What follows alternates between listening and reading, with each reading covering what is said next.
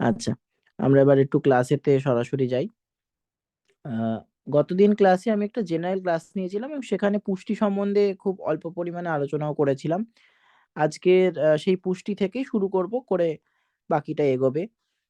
আর যারা class continue করে বা করবে এদের জন্য বলে রাখি যে প্রতিদিনের ক্লাসই আমি রেকর্ডিং রাখবো এবং সেই রেকর্ডিং গুলো পরীক্ষা পর্যন্ত ভ্যালিড থাকবে। পরীক্ষার পর আর রেকর্ডিং গুলো হয়তো পাওয়া যাবে না। তো ওটা নিয়ে ঘাবড়ানোর কিছু নেই, কেউ যদি ক্লাস মিস করে যায় বা দেরিতে জয়েন হয় কোনো অসুবিধে নেই। আর প্রতিদিনের যে পিডিএফ গুলো আর কি, মানে ক্লাসে যেগুলো আমি লেখাবো সেগুলো আমি পাঠিয়ে দেবো সবাইকে, অসুবিধা হবে না। আচ্ছা, তো পুষ্টি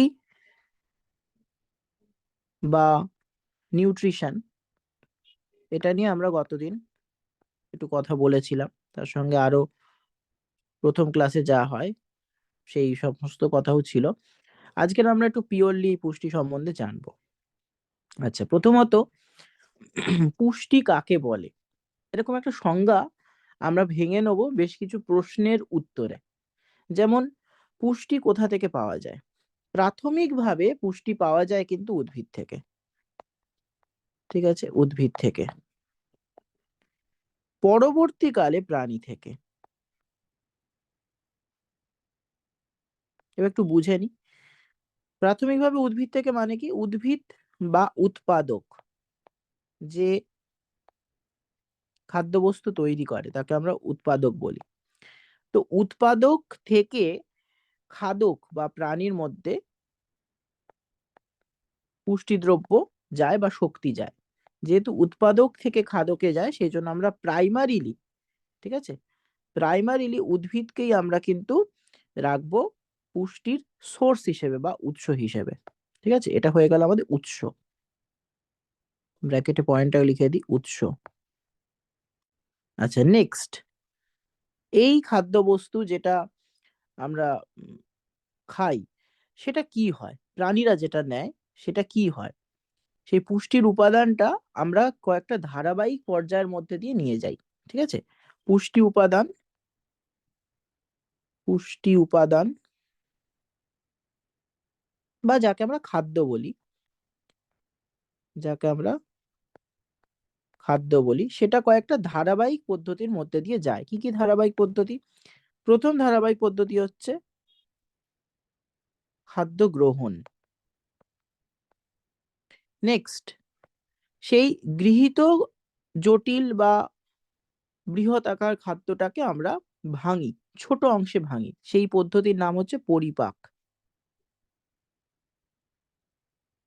পরিপাক হবার পর যে খাদ্যের অবশিষ্ট অংশ থেকে যায় সেটা খাদ্যের সরলতম অংশ থেকে যায়, অবশিষ্ট নয়, সরলতম অংশ থেকে যায়, সেই সরলতম অংশটা শোষিত হয়, তাই জন্য এর নাম হচ্ছে শোষণ। আর অবশিষ্ট অংশ যেটা আমাদের অপ্রয়োজনীয় সেটা মলের মাধ্যমে বেরিয়ে যায়। ওটা কোনো এই পদ্ধতির মধ্যে পড়ে না, সেই জন্য আমরা পদ্ধতিটা লিখলাম না। ওটাকে কেউ যদি মনে করে তাহলে একদম শেষে লিখতে পারে। শোষিত খাদ্যটা কি হয়? কোষের মধ্যে বা কলার মধ্যে আত্তীকরণ হয় এবং একদম শেষে অপ্রয়োজনীয় অপাচ্য অংশ বহিষ্করণ হয়। প্রত্যেকটা পদ্ধতি সম্বন্ধে আমি শর্টে বলছি, যখন আমরা ডাইজেস্টিভ সিস্টেম পড়বো মানে পৌষ্টিক তন্ত্র পড়বো তখন এই প্রত্যেকটা পার্ট সম্বন্ধে আমরা একটু ডিটেলসে পড়তে পারবো। আপাতত আমি একটু ইন অ্যাভারেজ বলছি। যেরকম একদম প্রথম পার্ট যেটা, সেটা হচ্ছে খাদ্য গ্রহণ। খাদ্য গ্রহণ করার জন্য আমাদের যে অংশ থেকে প্রশ্ন আসবে সেটা হচ্ছে মানুষের খাদ্য গ্রহণ। খাদ্য গ্রহণ করার জন্য আমাদের প্রধান যে জায়গাটা সেটা হচ্ছে আমাদের মুখগহ্বর। তো সেখান থেকে আমরা খাদ্য গ্রহণ করি। সেই মুখগহ্বরের ওপরের অংশকে তালু বা প্যালেট বলে। প্যালেট কথাটা এসছে রং করার, ওয়াটার কালার হোক বা অয়েল পেন্টিং হোক, সেগুলোর জন্য আমরা দেখেছি একটা ট্রে মতো জিনিস ইউজ করা হয় যেখানে বিভিন্ন কালারকে মিক্সড করা হয় বা সেখান থেকে কালার নিয়ে ক্যানভাসে আঁকা হয়। তো সেই যে ট্রেটা তাকে আমরা প্যালেট বলি, সেই রকম চ্যাপ্টা দেখতে হয় বলে এটাকে প্যালেট বলছে। এটা হচ্ছে ওপরের তালু, যেখানে ত থ দ ধ এই সমস্ত তালব্য বর্ণ বলতে গেলে জীব যেখানে টাচ করে সেই জায়গাটা। আচ্ছা, আরেকটা হচ্ছে যেখানে জীবের কথা এলো, তো জীব তো থাকছেই। জীব খাদ্য গ্রহণের জন্য একটা প্রয়োজনীয় অঙ্গ। আর ওষ্ঠ বা ঠোঁট, যেটা বন্ধ না করলে খাদ্যবস্তু মুখ থেকে বেরিয়ে আসতে পারে চিবোনোর সময়। আর চিবোনোর কথা যখন বললাম, তাহলে সেখান থেকে দাঁত ওতপ্রোতভাবে জড়িত। নেক্সট যে জায়গাটা আসছে সেটা হচ্ছে পরিপাক। পরিপাকের জন্য আমাদের প্রাথমিকভাবে মুখগহ্বর থেকে শুরু করে, পাকস্থলী থেকে শুরু করে ক্ষুদ্রান্ত এবং বৃহদান্ত, এই ৪ টে জায়গা পরিপাকেতে মূল ভূমিকা পালন করছে। মুখগহ্বরে আমরা প্রথমেই দেখি যে খাবার যখন আমরা চেবাই, তখন সেখানে লালারস মেশে পরবর্তীকালে পাকস্থলীতে যায় এবং পাকস্থলীতে বেশ কিছুক্ষণ খাবারটা থাকে, অনেকক্ষণ স্টে করে। তো যতক্ষণ স্টে করে সেখানে হাইড্রোক্লোরিক অ্যাসিড বা HCl ক্ষরিত হয় এবং পরবর্তীকালে ক্ষুদ্রান্তে এবং খুব সামান্য পরিমাণে হলেও বৃহদান্তে বেশ কিছু উৎসেচক বেরোয়।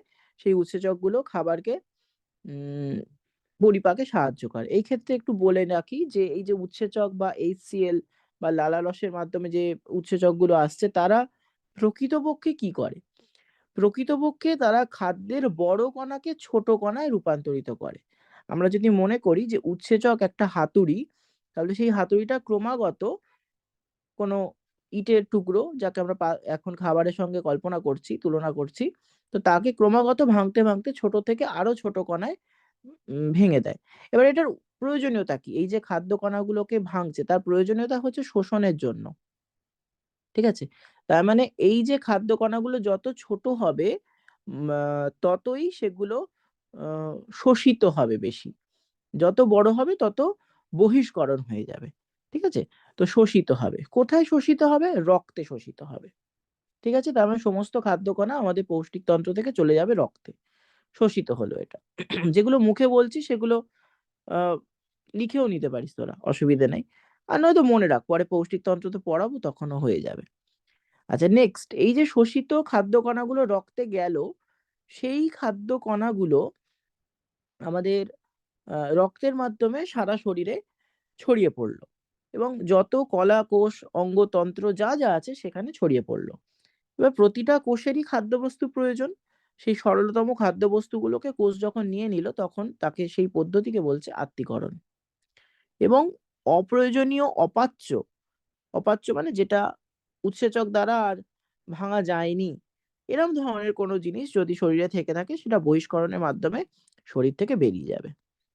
ঠিক আছে?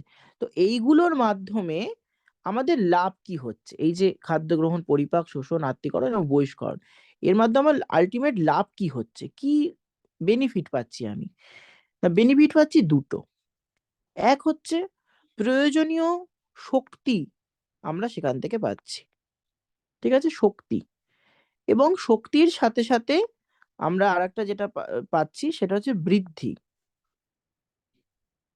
ঠিক আছে? একদম প্রাথমিক এই ২ টো। শক্তি পাই আমরা পুষ্টির মাধ্যমে এবং বৃদ্ধি হয়। এর সঙ্গে আমরা অতিরিক্ত হিসেবে লিখতে পারি যে অনাক্রমতা। এখন শক্তি বা বৃদ্ধি সম্বন্ধে সবাই জানে যে ATP থেকে আমরা শক্তি পাই। বৃদ্ধি হচ্ছে মূলত প্রোটিন থেকে আমাদের বৃদ্ধিটা হয়। এর সঙ্গে ফ্যাট, কার্বোহাইড্রেট, নিউক্লিক অ্যাসিড এগুলো প্রয়োজন তো আছেই। কিন্তু মূলত প্রোটিন সে আমাদের বৃদ্ধি ঘটায়।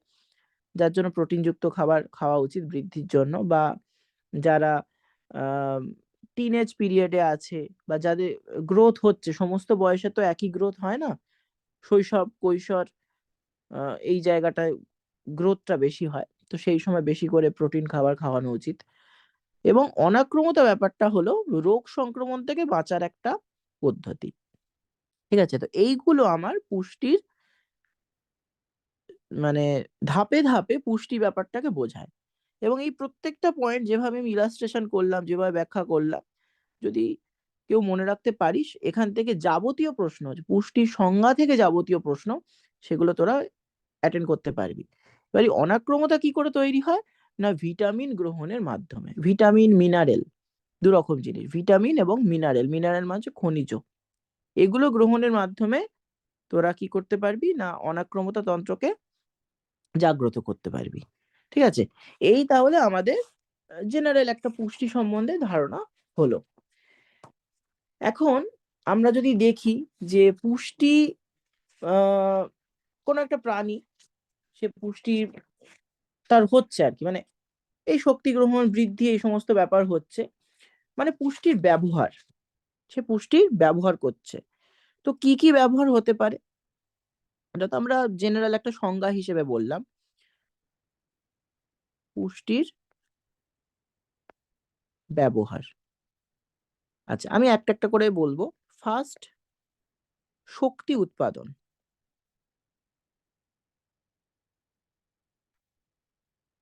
দেখ, খুব মজার জিনিস এই শক্তি উৎপাদনটা, খুব মজার জিনিস। আমরা সাধারণত জানি, মানে ফিজিক্যাল সায়েন্সে যখন আমরা শক্তি সম্বন্ধে পড়ি তখন শক্তির অনেকগুলো রূপ পাই। আলোক শক্তি, তড়িৎ শক্তি, রাসায়নিক শক্তি, যান্ত্রিক শক্তি, এরকম অনেকগুলো শক্তির রূপ পাই। তো আমাদের দেহে কেউ বলতে পারবি যে শক্তি কি হিসেবে থাকে, মানে স্টোর থাকে তো আমাদের শরীরে, সেটা কি হিসেবে থাকে? শক্তি তো আমরা পাই এইভাবে, একটু দেখাই তোদের। শক্তি পাই আমরা এইভাবে, এটিপি সেটা ভেঙে তৈরি করে এডিপি, ফসফরাস এবং শক্তি। তার মানে আমি যদি এটিপি কে ভাঙি, শক্তির মুক্তি ঘটবে। তার মানে এটিপির মধ্যে শক্তিটা আবদ্ধ আছে। এটিপির পুরো কথা কি? Adenosine triphosphate. ঠিক আছে, অ্যাডিনোসিন ট্রাইফসফেট। তো এটা একটা রাসায়নিক জিনিস। তাহলে শক্তি আমাদের দেহের মধ্যে একটা রাসায়নিক শক্তি হিসেবে স্টোর থাকে। পরবর্তীকালে সেই শক্তিটা যখন মুক্তি ঘটে, মানে রাসায়নিক শক্তি থেকে অন্য শক্তিতে রূপান্তর হয়, সেই রূপান্তরটা মানে বিভিন্ন শক্তিতে রূপান্তর হতে পারে। তবে ম্যাক্সিমাম ক্ষেত্রেই আমরা যেটা দেখি সেটা হচ্ছে যান্ত্রিক শক্তির রূপান্তরটা বেশি। যেমন ধর, এখন আমার ক্ষেত্রে ভাব যে আমার এটিপি গুলো যখন খরচ করছি, এই মুহূর্তে আমি যখন খরচ করছি, সেগুলো শব্দতে রূপান্তর হচ্ছে। শব্দে রূপান্তর হতে গেলে আমার বেশ কিছু মুখের মাসেল, সেগুলো যান্ত্রিক শক্তিতে চালিত হচ্ছে। আমি যেগুলো লিখছি তার জন্য আমার হাতের মাসেল গুলো যান্ত্রিক শক্তিতে চালিত হচ্ছে। তার সঙ্গে শব্দ তো অবশ্যই তৈরি হচ্ছে মুখ থেকে, কিন্তু মেজরিটি আমরা যেটা করি সেটা হচ্ছে যান্ত্রিক শক্তি। কোনো কোনো ক্ষেত্রে তোরা আলোক শক্তিও পাবি, খুব কম। যেমন ধর জোনাকি, সে আলো তৈরি করতে পারে, ওটা কিন্তু শক্তিরই একটা রূপান্তর হলো। এটা ফার্স্ট পয়েন্ট। নেক্সট কি? নেক্সট পয়েন্টে আমরা যদি আসি,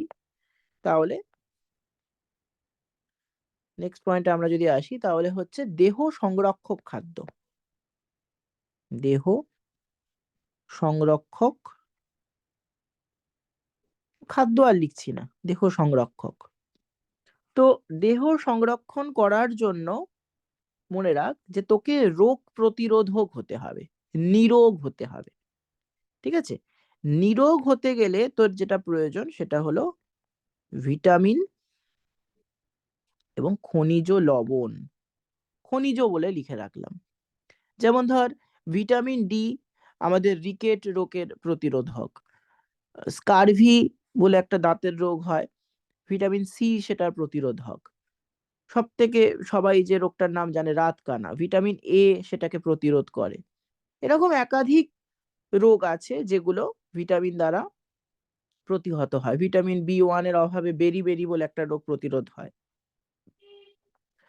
তারপরে বন্ধ্যাত্ব রোগের প্রতিরোধক হিসেবে ভিটামিন ই খুব প্রয়োজনীয়। এরকম আর কি। তো এগুলো খুব প্রয়োজন। আবার দেখবি যে বয়স বাড়ার সাথে সাথে আহ, তোদের দাদু ঠাকুমার বয়সী যারা, বা যদি দাদু ঠাকুমা থাকেন তারা, তাদের দেখবি অনেকেরই একটা সমস্যা হয় যে হাত কাঁপে। ঠিক আছে, হাত কাঁপে, কারুর আহ, ঘাড় কাঁপে। এই যে সমস্যাগুলো, এগুলো সোডিয়াম পটাশিয়ামের অভাবে হয়। তারপরে জিঙ্কের অভাবে আমরা একটা জিনিস খেয়াল করি, এটা হয়তো আমাদের মধ্যেও অনেক সময় ঘটে। সেটা হচ্ছে শর্ট টাইম মেমোরি লস। মানে এ ঘর থেকে ও ঘরে গেলি, গিয়ে তুই ভুলে গেলি যে ওই ঘরে তুই কেন গেছিস। এটা সবার হয়, যে কোনো বয়সেই হতে পারে। তো এটার মূল কারণ হচ্ছে জিঙ্কের অভাব, আমাদের খাদ্যে জিঙ্কের অভাব। এরকম অনেক কিছু আছে। লোহার অভাবে বা হিমোগ্লোবিনের অভাবে, লোহা তো আমাদের হিমোগ্লোবিন গঠনে সাহায্য করে, অ্যানিমিয়া বলে একটা রোগ হয়ে যায়। তার ফলে কি হয় না, রক্তে অক্সিজেন শরীরে কম পরিবাহিত হয় রক্ত দ্বারা, এবং অক্সিজেনের অভাবে আমাদের শক্তি কমতে থাকে, সবসময় একটা যেন দুর্বলতা কাজ করে। ঠিক আছে? এই ব্যাপারগুলো হয়। তো ভিটামিনও যেমন প্রয়োজনীয় তেমন খনিজও প্রয়োজনীয়, এবং এরা কি করছে? দেহকে সংরক্ষণ করছে। পাশে এই দেহ সংরক্ষক পরিপোষক খাদ্যগুলোর সঙ্গে পাশে আরেকটা যে পয়েন্ট আমি আনবো সেটা হচ্ছে বৃদ্ধি এবং ক্ষয়পূরণ। দেখ, আমাদের বয়সের বৃদ্ধির সাথে আমাদের দেহেরও বৃদ্ধি হয়, এবং অনেক সময় কি হয় যে দেহের বৃদ্ধির সাথে কোনো অ্যাক্সিডেন্ট বল বা যেকোনো কারণে যদি আমাদের দেহের কোনো অংশ কেটে যায়, ছড়ে যায়, সেই অংশের কোষ বিভাজনের মাধ্যমে আবার সেই ক্ষয়টা পূরণ হয়ে যায়। তো এর জন্য কি বলেছি আমি? না, প্রচুর পরিমাণ আ প্রোটিন দরকার। মূলত প্রোটিন দরকার। ঠিক আছে? এবং তারা কি করে? তারা কোষ বা প্রোটোপ্লাজমের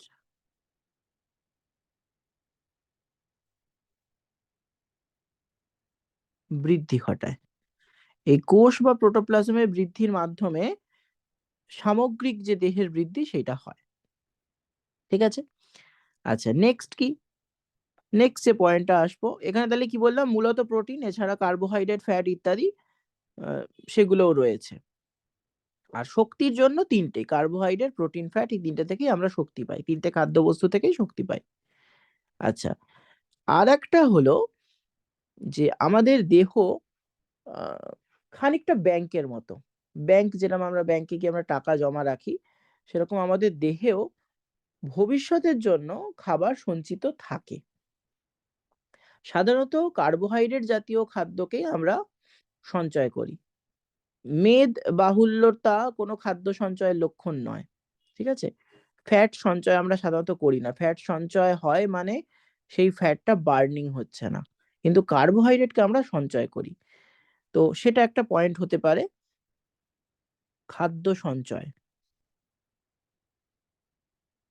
আমরা উদাহরণস্বরূপ বলতে পারি যে গ্লুকোজ, সেটা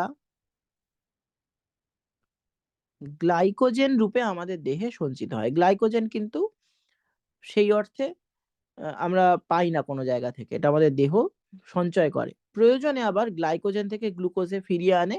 এনে সেই গ্লুকোজের আবার আ বিপাক বলে একটা পদ্ধতি আছে, সেটা এখানে নেই। পরে পড়বো আমরা। বিপাকের মাধ্যমে তার থেকে শক্তি পাওয়া যায়।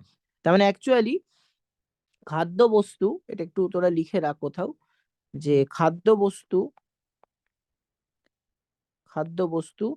সেটা পরিপাকের মাধ্যমে সরলতম খাদ্য হয়।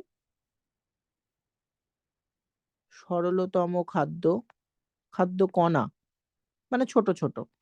এবং বিপাকের ফলে শক্তি পাই আমরা তার থেকে। ঠিক আছে? খাদ্যবস্তু, কি বললাম? না, খাদ্যবস্তু পরিপাকের ফলে সরলতম খাদ্য কণা হলো, এবং সেখান থেকে বিপাকের ফলে আমরা শক্তি পেলাম। ঠিক আছে? তাহলে এই হলো আমাদের পুষ্টির ব্যবহার। আমরা একটু বোর্ডটাকে চেঞ্জ করছি, পরের পেজে আসছি। আচ্ছা, পরের পেজে আমরা এবার যে জিনিসটা শিখব সেটা হচ্ছে পরিপোষক মানে কি? নিউট্রিয়েন্টস বা পরিপোষক মানে কি?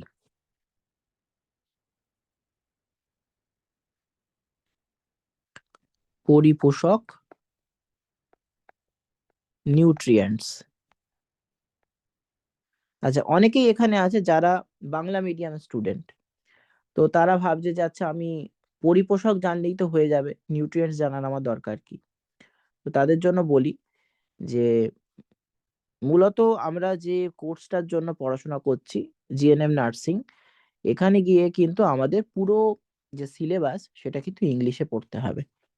ঠিক আছে? যেরকম কলেজে গিয়ে যারা সায়েন্সের স্টুডেন্ট তারা জানে, আর্টসের স্টুডেন্টদের ক্ষেত্রেও তাই, কমার্সের ক্ষেত্রেও তাই। কলেজে গিয়ে কিন্তু প্রায় মেজর পার্টটাই কিন্তু ইংলিশ হয়ে যায়, যারা অনার্স নেয় বা এই সমস্ত ব্যাচেলর কোর্স করে।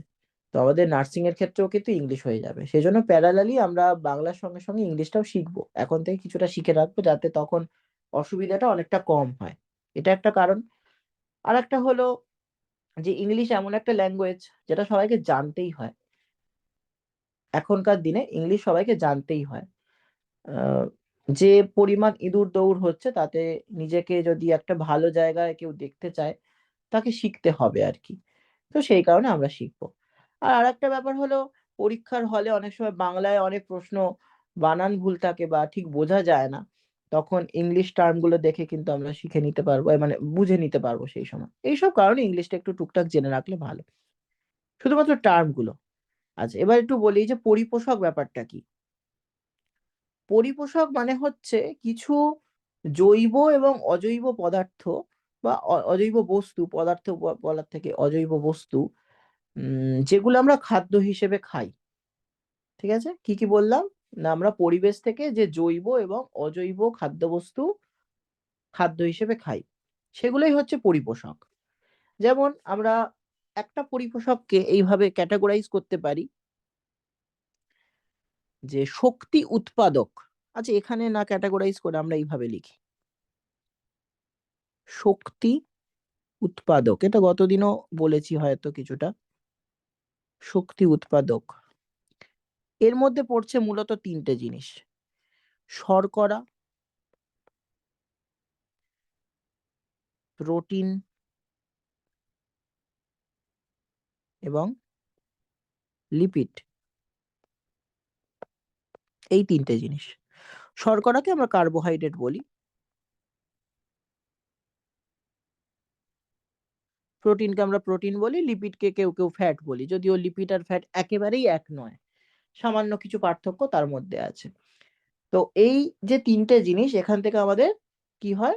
শক্তি তৈরি হয়। এবার এইখান থেকে একটা প্রশ্ন আসে যে কোনটা থেকে কত কিলো ক্যালোরি শক্তি তৈরি হয়। ঠিক আছে, তো আমরা একটা একটা করে আসি। যেরকম একদম শুরুতে যেটা আছে শর্করা, এখান থেকে হয় 4.1 কিলো ক্যালোরি পার গ্রাম, মানে প্রতি গ্রাম শর্করা থেকে 4.1 কিলো ক্যালোরি শক্তি। সেম হয় প্রোটিনে। ঠিক আছে, সেম, একদম সেম হয় প্রোটিনে। এই ইনফরমেশনটা, ঠিক আছে, প্রোটিনের ইনফরমেশনটা আমি কয়েকটা বইয়ে দেখেছি 4.2 কিলো ক্যালোরিও লিখতে, আবার কয়েকটা বই দেখেছি 7.3 কিলো ক্যালোরিও লিখতে। যদিও বর্তমানে আইসিএমআই অনুযায়ী একটি সংস্থা আছে, তারা বলেছে যে 4.1 কিলোগ্রাম, কিলোগ্রাম না, কিলো ক্যালোরি শর্করা এবং প্রোটিন উভয়তেই প্রতি গ্রাম শর্করা বা প্রতি গ্রাম প্রোটিন থেকে এই এটাই পাওয়া যায়, এই অ্যামাউন্টটাই পাওয়া যায়। ঠিক আছে, সেই জন্য এটাকেই আমরা আইডিয়াল হিসেবে পড়বো এখন। আচ্ছা, ফ্যাটের ক্ষেত্রে কত? না, ফ্যাটের ক্ষেত্রে এই সংখ্যাটা হয়ে যাচ্ছে 9.3 কিলো ক্যালোরি। এটা অনেকটাই বেশি পার গ্রাম, মানে প্রতি গ্রাম ফ্যাট থেকে 9.3 কিলো ক্যালোরি শক্তি আমরা পাই। এই সংখ্যাটা কিন্তু অনেকটাই বেশি। তাহলে আমরা একটু মনে রাখবো, কি কি মনে রাখবো? না, 4.1 কিলো ক্যালোরি শর্করাতে, সেম হচ্ছে প্রোটিনে, এবং 9.3 হচ্ছে লিপিড। এর থেকে প্রশ্ন আসে। আচ্ছা, আর এক ধরনের খাদ্য আছে, যে খাদ্যটা শক্তি উৎপাদক নয়, এই খাদ্যটাকে বলা হয় দেহ সংরক্ষক খাদ্য।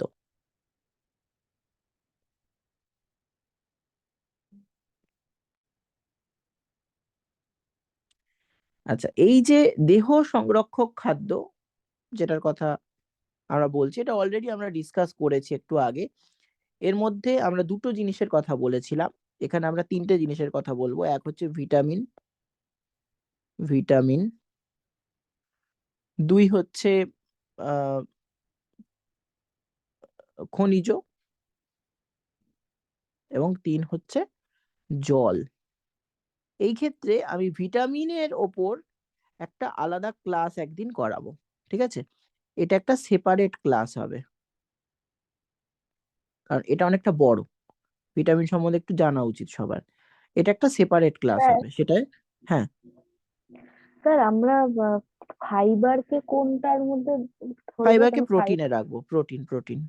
প্রোটিন প্রোটিন ওকে। সরি সরি কার্বোহাইড্রেট, সরি ভুল বললাম, শর্করা বা কার্বোহাইড্রেটকে আমরা ফাইবারে রাখবো। ওকে। হ্যাঁ, আর নিউট্রিশনের বইতে হয়তো ফাইবারকে আলাদা কোনো ক্যাটাগরিতে রাখতে পারে, কিন্তু আমরা যদি ফাইবার গুলোকে খেয়াল করি, সেগুলো ফাইবার দুটো প্রকৃতির হয়, সেই জন্য আমি প্রথমে প্রোটিন বললাম। অ্যাকর্ডিং টু নিউট্রিশন এগুলো হচ্ছে সব আহ, উদ্ভিজ ফাইবার। তো উদ্ভিজ ফাইবারের মধ্যে সেলুলোজই বেশিরভাগ থাকে, এবং সেলুলোজ হচ্ছে একরকম শর্করা, এই জন্য আমরা শর্করাতেই রাখবো ওটা। ওকে। অতিরিক্ত হিসেবে ফাইবার রাখতে পারি, হ্যাঁ, কিন্তু আমাদের ওই উপাদানটা এখানে লাগবে না। হলো? আচ্ছা, কারো যদি মনে হয় ফাইবার লিখতে, ফাইবারটা লিখে রাখতে পারে, কিন্তু সেটা দেহ সংরক্ষক খাদ্যেও নয়, সেটা শক্তি উৎপাদক খাদ্যেও না, সেটা অতিরিক্ত হিসেবে লিখতে হবে। ফাইবার যদিও আমাদের ক্ষেত্রে, মানুষের ক্ষেত্রে দেহ সংরক্ষক খাদ্যের জন্যই ব্যবহার হয়, কারণ ফাইবার আমাদের কোষ্ঠকাঠিন্যতা দূর করে, তো ওখানে লেখা যেতে পারে। আচ্ছা, হলো? এইবার আমরা উদ্ভিজ পুষ্টি পড়বো। ঠিক আছে, উদ্ভিজ পুষ্টি মানে উদ্ভিদদের যে পুষ্টিটা হয় সেটা হচ্ছে উদ্ভিজ পুষ্টি।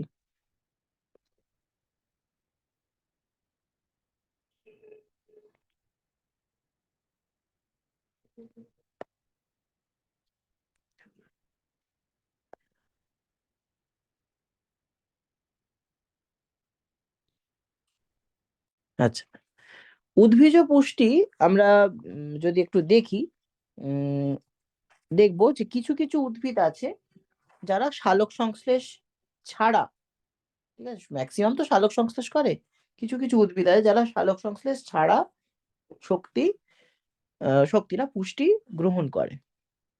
বাকিরা সবাই সালোক সংশ্লেষী। তারা কারা? না, তারা হচ্ছে পতঙ্গভুক উদ্ভিদ। ঠিক আছে, পতঙ্গভুক উদ্ভিদ, এরা কিন্তু সালোক সংশ্লেষ ছাড়াও পতঙ্গ থেকে পুষ্টি রস শোষণ করে। আমরা অনেকেই হয়তো গল্পের বই পড়তে ভালোবাসি বা অডিও বুক শুনতে ভালোবাসি, যেরকম সানডে সাসপেন্স অনেকে শোনে, বা এরকম ধরনের আরো কিছু আছে। সেখানে সত্যজিৎ রায়ের একটি গল্প আছে, সেপ্টোপাসের খিদে। যদি কেউ পড়ে থাকিস জানবি, যদি না পড়ে থাকিস বা না শুনে থাকিস চেষ্টা করিস শুনতে, খুব ভালো লাগবে। আহ তো এই সেপ্টোপাস বলে যে গাছটার কথা বলা হয়েছিল, তার 7টা বাহু ছিল, সেই জন্য সেপ্টো কথাটা এসছে। আর পাশ মানে তো জানিস, বাহু। এখানে সত্যজিৎ রায় একটি মানুষ খেকো গাছ সম্বন্ধে একটি গল্প লিখেছিলেন আর কি, খুব সুন্দর গল্প। পড়িস পারলে, বা শুনতেও পারিস। এখন সবার কাছে তো বই নেই, যদিও পিডিএফ অ্যাভেলেবেল, একটু এদিক ওদিক ঘাঁটলে, ইন্টারনেটে ঘাঁটলে পাওয়া যায়। আহ, কেন পড়তে বললাম, এক হচ্ছে এই পতঙ্গভুক গাছ সম্বন্ধে কিছুটা ইনফরমেশন পাবি। দুই, জেনারেল নলেজকে বাড়াতে হবে, আমাদের এই পরীক্ষাগুলোয় কিন্তু জেনারেল নলেজ লাগে, তো সেটাকেও বাড়াতে হবে। আচ্ছা, যেটা বলছিলাম, তাহলে আমরা মূলত দু ধরনের উদ্ভিদকে আমরা পেলাম, দু ধরনের পুষ্টি প্রক্রিয়ায় অংশগ্রহণকারী। এক, স্বভোজী।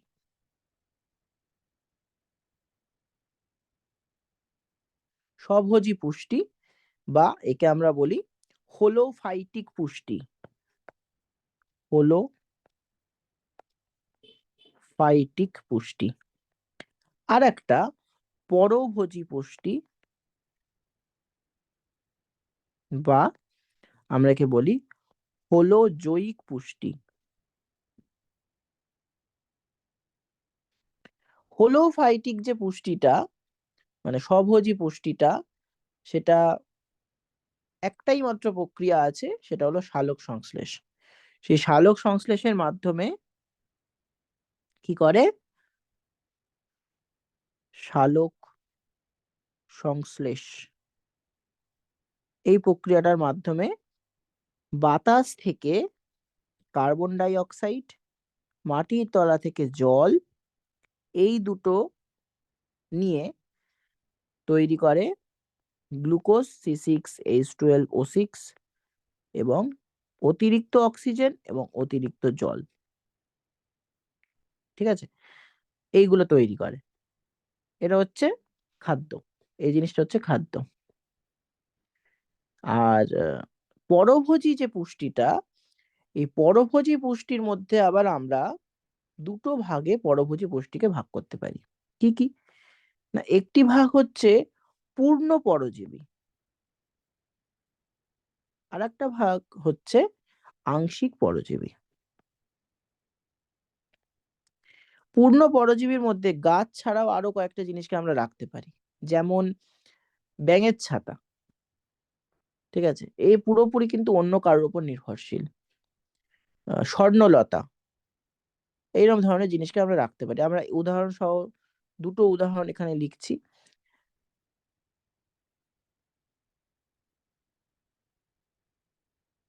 দুটো উদাহরণ লিখে রাখছি, হ্যাঁ।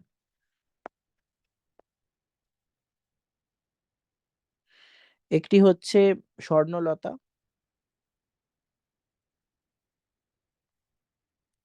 এবং আরেকটি হচ্ছে র্যাফলেশিয়া।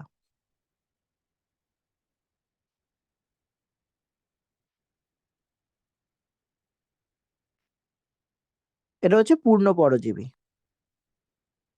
র্যাফলেশিয়া বা স্বর্ণলতা সম্বন্ধে একটু ছোট্ট করে বলে রাখি। স্বর্ণলতা হচ্ছে, স্বর্ণ নামটা আসছে সোনা থেকে, তো একদম সোনার মতো হলুদ রঙের এই গাছগুলো হয়। এই গাছগুলোর পাতা, মূল কিচ্ছু নেই, কিচ্ছু দেখা যায় না, শুধু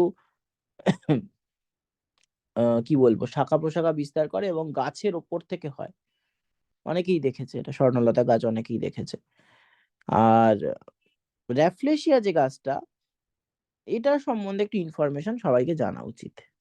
প্রথমত, র্যাফলেশিয়া হচ্ছে এমন একটা ফুল যেটা আপাতত পৃথিবীর মধ্যে সব থেকে বড় ফুল গাছ, ফুল গাছ না, সব থেকে বড় ফুল পৃথিবীর মধ্যে। এবং প্রত্যেক ফুলে যেরকম একটা সুগন্ধ আছে, এটা ফুলের একটা নিজস্ব ধর্ম। কোনো কোনো ফুলের হয়তো গন্ধই নেই, এরকম ফুল থাকতে পারে, কিন্তু ম্যাক্সিমাম ফুলের একটা সুগন্ধ আছে। এক্সেপ্ট হচ্ছে র্যাফলেশিয়া। র্যাফলেশিয়ার দুর্গন্ধ আছে, এবং সেই দুর্গন্ধটা মাংস পচা দুর্গন্ধের মতো, এতটাই খারাপ দুর্গন্ধ র্যাফলেশিয়াতে। সেই কারণে একটু জেনে রাখা দরকার সবার। আংশিক পরজীবী যেটা, তার উদাহরণ হিসেবে চন্দন এবং লোরেন্থাস বলে একটা গাছ আছে। ঠিক আছে, এই দুটো গাছ আমরা পড়তে পারি, আংশিক পরজীবীর মধ্যে রাখতে পারি। আচ্ছা, এগুলো চলে গেল পরজীবী পুষ্টি। এরপর থেকে আমরা উদ্ভিদ বাদ দিয়ে আর কিছু পুষ্টি পড়বো। এটা উদ্ভিদের পুষ্টি পড়ছিলাম তো, উদ্ভিদ বাদ দিয়ে আর কিছু পুষ্টি পড়বো। যেমন আমরা ছত্রাকের পুষ্টি পড়তে পারি, ছত্রাক। তো সেই ছত্রাকের জন্য যে পুষ্টি পদ্ধতি, সেটার নাম হলো মৃতজীবী পুষ্টি।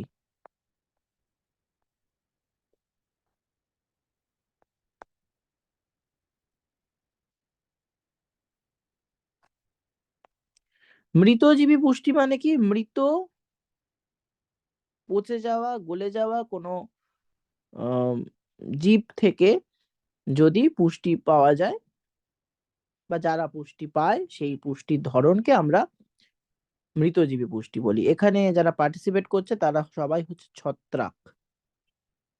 ছত্রাকের বৈশিষ্ট্য কি? ছত্রাক কাদের বলবো? প্রথমত, যারা উদ্ভিদের মতো কাণ্ড, ফুল, ফল, পাতা এরকম থাকবে না, 1 নম্বর। এরা সালোক সংশ্লেষ করতে পারবে না। প্রধানত এরা সাদা রং হয়ে থাকে, কোনো কোনো ক্ষেত্রে ছত্রাকের অন্যান্য রং থাকে। তো রঙের দিক থেকে আমরা বুঝতে পারবো না, তাহলে পারবো কোন দিক থেকে, বুঝবো কোন দিক থেকে? আমরা যদি একটু খেয়াল করি, যে সমস্ত ছত্রাক আছে, তাদের গঠন উদ্ভিদের মতো নয়। তারা কেউ ফুল ফল তৈরি করতে পারে না, এবং তাদের মূলের পরিবর্তে যে গঠনটা আছে তাকে আমরা বলি মাইক্রোরাইজা। ঠিক আছে, উদ্ভিদের যেটা মূল থাকে, এদের ক্ষেত্রে থাকে মাইক্রোরাইজা। হাইফি বা অনুসূত্র দ্বারা নির্মিত এই সমস্ত ছত্রাকদের আহ, কোষ প্রাচীরে, কোষ প্রাচীর সেলুলোজ দ্বারা নির্মিত নয়, যেটা উদ্ভিদের ক্ষেত্রে সেলুলোজ আছে, এদের তার পরিবর্তে কাইটিন দ্বারা নির্মিত। ঠিক আছে, এইটুকু ইনফরমেশন সবার যেন মনে থাকে, যে ইনফরমেশন গুলো বললাম। কি বললাম? মূলের পরিবর্তে আছে মাইসেলিয়াম।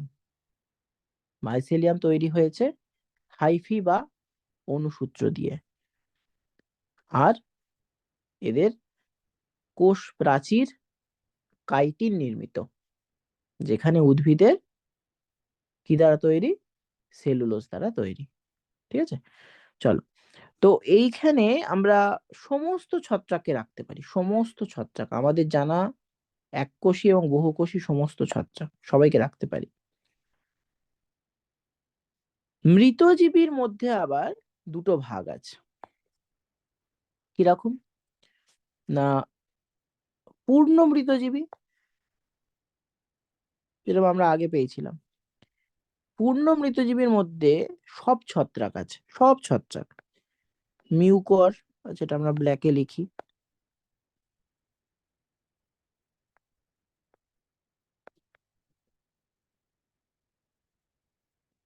মিউকর, পেনিসিলিয়াম,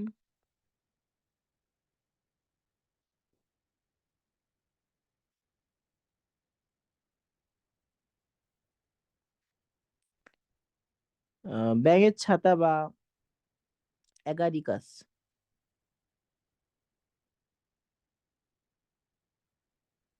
এরা। আর একটা আছে আংশিক মৃতজীবী।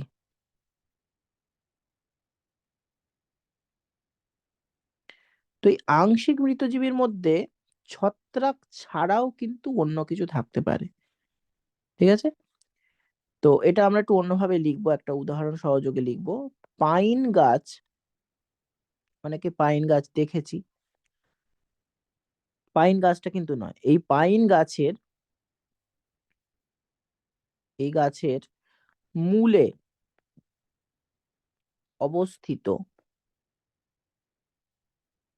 ছত্রাকের, ছত্রাকের মাইক্রোরাইজা, যার কথা বলছিলাম, মূলের মতো দেখতে। কেন এটা আংশিক? কেন? কারণ পাইন গাছটা কিন্তু জীবিত। তাহলে ছত্রাক মানে আমরা কি জানি? মৃত জীবী। তাহলে মৃত পচা গলা জিনিস থেকে, কিন্তু এখানে এই ক্ষেত্রে পাইন গাছটা জীবিত। এবং পাইন গাছের যে সংবহন তন্ত্র আছে, গাছের যে জাইলেম, ফ্লোয়েম, এর মাধ্যমে তো, এর মাধ্যমে তো গাছ তার খাদ্য বস্তু টস্তু নিয়ে টিয়ে যায়, জল টানে মাটি থেকে, খনিজ লবণ নেয়। সেই জাইলেম ফ্লোয়েমের মধ্যে মাইক্রোরাইজাটা আবদ্ধ করে রাখে। তাতে কি হয়? গাছ যে খাবার তৈরি করছে সেটা যখন ফ্লোয়েমের মাধ্যমে, স্পেশালি ফ্লোয়েমের মাধ্যমে বিভিন্ন পাতা, ফুল, ফল এখানে ওখানে সেখানে পাঠাচ্ছে, সেই খাবারটা মাইক্রোরাইজা কি করে? ছত্রাককে দিয়ে দেয়। ঠিক আছে, খুব অন্যরকম ব্যাপার হলো। এই একটা পুষ্টি প্রক্রিয়া গেল, আর একটা পুষ্টি প্রক্রিয়ায় আসি এবারে। এটা একটু আরেকবার বলবেন যে কি করে জাইলেম ফ্লোয়েমটা যায়? এটা বুঝলাম না ঠিক। ঠিক আছে, ঠিক আছে, বলছি। খুব ইজি জিনিস।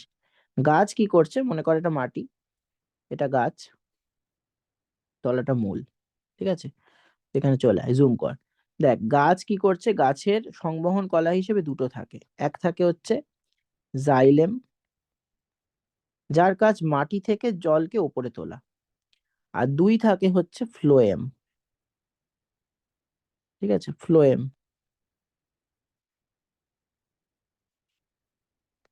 ফ্লোয়েম কি করে? গাছের মধ্যে যে খাবারটা তৈরি হয়েছে সেই খাবারটাকে গাছের সমস্ত দিকে পাঠিয়ে দেওয়া। ঠিক আছে, সমস্ত দিকে পাঠিয়ে দেওয়া, মানে পাতায় পাঠিয়ে দেওয়া, ফলে পাঠিয়ে দেওয়া, কাণ্ডে পাঠিয়ে দেওয়া, সব জায়গায়। তো এবার ভাব মাইক্রোরাইজাটা কি করলো, ভাব এটা একটা মাইক্রোরাইজা। সে কি করলো? গাছের এই ফ্লোয়েম আর জাইলেম এর সঙ্গে ও ভেতর থেকে একটা কানেকশন রেখে দিল। ঠিক আছে, এটা ছত্রাকের মাইক্রোরাইজা, এটা একটা ছত্রাক, এটা একটা ছত্রাক, তার সঙ্গে এরকম মাইক্রোরাইজাটা কানেকশন রেখে দিল। তাতে ফ্লোয়েমে যে খাবারটা তৈরি হচ্ছে সেটা মাইক্রোরাইজায় চলে গেল, এবং মাইক্রোরাইজার মাধ্যমে ছত্রাকটা সেই খাবারটাকে পেয়ে গেল।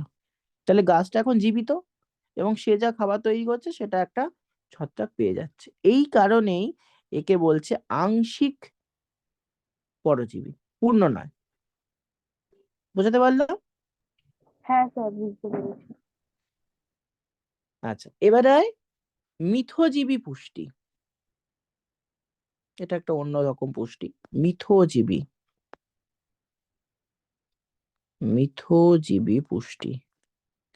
মিথজীবীর ইংলিশ নাম হচ্ছে সিম্বায়োসিস। আমি তোদের কাছে দুটো প্রশ্ন রাখলাম, এই প্রশ্নগুলোর উত্তর আমাকে পার্সোনালি দিবি, কোনো গ্রুপে নয় বা কোনোভাবে নয়। তো এক হচ্ছে সিম্বায়োসিসের মতো আরো দুটো ইংলিশ শব্দ তোদের দিচ্ছি। এক হচ্ছে কমেন্সালিজম,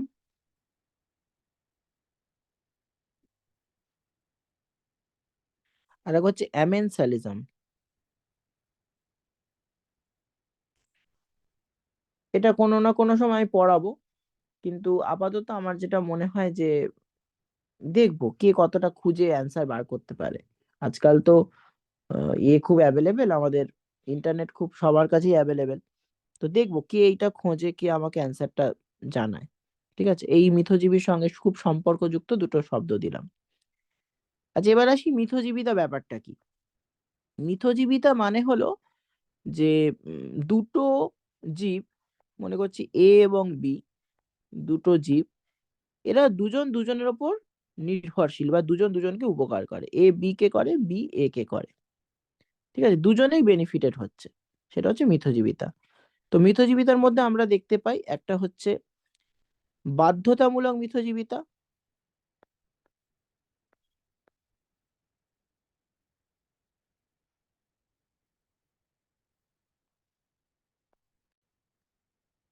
বাধ্যতামূলক মানে কি, সে এ বি কে বা বি এ কে দুজনকে সাহায্য করতে বাধ্য। এই ক্ষেত্রে আমরা উদাহরণতে লিখতে পারি লাইকেন। লাইকেন সম্বন্ধে অনেকের ধারণা খুব কম। লাইকেন একই সাথে ছত্রাক এবং শৈবাল। শৈবালকে খুব সহজভাবে বোঝাতে গেলে শ্যাওলা। তো ছত্রাক, যে মৃতজীবী পুষ্টি করতো সেই ছত্রাক, আর তার সঙ্গে হচ্ছে শৈবাল, এরা দুজনে মিলে একটা এমন সংগঠন তৈরি করে যে দুজন দুজনকে ছাড়া থাকতে পারবে না, এবং আমরা কেউ আলাদাও করতে পারবো না। ঠিক আছে, এইরকম ধরনের জিনিস এরা তৈরি করে। খানিকটা যদি বলি যে, যেরকম আমাদের কাপড়, কাপড়ের মধ্যে কি আছে, সুতোর বুনন আছে। তো এইরকম এরা বুনন হিসেবে থাকে, মানে এতটাই সংঘবদ্ধ ভাবে থাকে যে একজন থেকে আরেকজনকে আলাদা করা যায় না। এই কারণে একে বাধ্যতামূলক মিথজীবিতা বলা হচ্ছে। লাইকেন আমরা অনেকে দেখেছি। আমি খুব সহজ একটা উদাহরণ দিয়ে বলবো, কারণ আমার মনে হয় এই ক্লাসে যারা রয়েছে তারা কেউ পাহাড়ি উপত্যকায় থাকে না। পাহাড়ি উপত্যকায় লাইকেন অনেক বেশি দেখা যায়, বোঝানো অনেক সুবিধে হতো। সমতলে যারা থাকে তারা লাইকেন খুব বেশি দেখেনি। লাইকেনের অনেক ভাগ আছে, ফোলিওস, ক্রাস্টোজ, ফ্রুটিকোজ, এরকম কিছু ভাগ রয়েছে। তো সেই ভাগগুলো সবকটা আমরা দেখিনি। আমরা অনেকেই দেখেছি সুপারি গাছের গায়ে গোল গোল চাকা চাকা সাদা সাদা দাগ হতে, অনেকেই দেখেছি এটা। যদি না দেখে থাকি তাহলে সুপারি গাছ তো খুব অ্যাভেলেবেল, আমরা একটু যদি চেষ্টা করি দেখতে পাবো।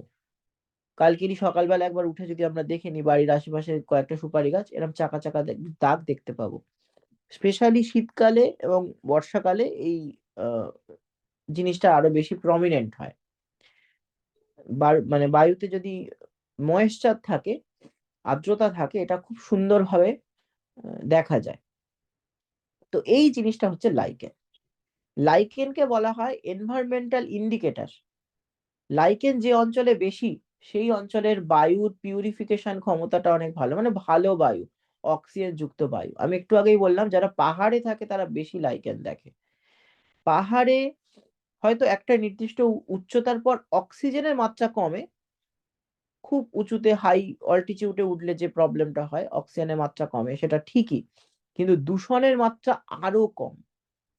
তো এনভায়রনমেন্টাল ইন্ডিকেটর মানে হলো যে পরিবেশ দূষণকে ইন্ডিকেট করে। আমাদের এখানকার লাইকেন সাদা বেশি, পাহাড়ের লাইকেন সবুজ বেশি। আমরা দেখতে পাচ্ছি যে লাইকেনে শৈবাল আছে, যেটা সবুজ রংকে ইন্ডিকেট করবে। আর আমাদের এখানকার লাইকেনে কি বললাম, সাদা বেশি, তার মানে আমাদের এখানকার লাইকেনে শৈবালের পরিমাণ কম, ছত্রাকের পরিমাণ বেশি। ঠিক আছে? তো আমাদের এখানকার লাইকেন একেবারে যে সাদা তা নয়। তার মধ্যে একটা হালকা সবুজ ভাব আছে, গ্রিনিশ ভাব আছে। যেটা শীতকাল এবং বিশেষ করে বর্ষাকালে খুব বেশি প্রমিনেন্ট হয় বায়ুর আর্দ্রতার জন্য। তো এই কারণে একে এনভায়রনমেন্টাল ইন্ডিকেটর বলছে। আমি একটা টপিক থেকে ছুঁয়ে, ছুঁয়ে যতগুলো টপিক, যতটা ডিটেইলস এ যাওয়া যায় ততটা ডিটেইলস এ গিয়ে কিন্তু পড়ানোর চেষ্টা করছি। হয়ে গেল বাধ্যতামূলক মিতজীবিতা। তাহলে ঠিক উল্টো আরেকটা মিতজীবিতা আছে। সেটা হচ্ছে অবাধ্যতামূলক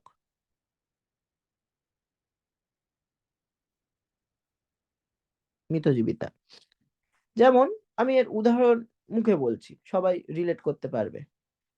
আচ্ছা, বাধ্যতামূলক মিতজীবিতার মধ্যে আরেকটা উদাহরণ হবে। এটা একটু লিখে নে তোরা, তারপর অবাধ্যতামূলকটা যাই। এটা মনে পড়ল। ছোটবেলায় পড়েছিস যে শিম্বগোত্রীয় গাছ মানে হচ্ছে মটর গাছ, শিম গাছ এরকম। তো এদের আহ মূলে অর্বুদ বলে একটা জিনিস থাকে, ছোট ছোট গোল গোল জিনিস, সেটাকে অর্বুদ বলে।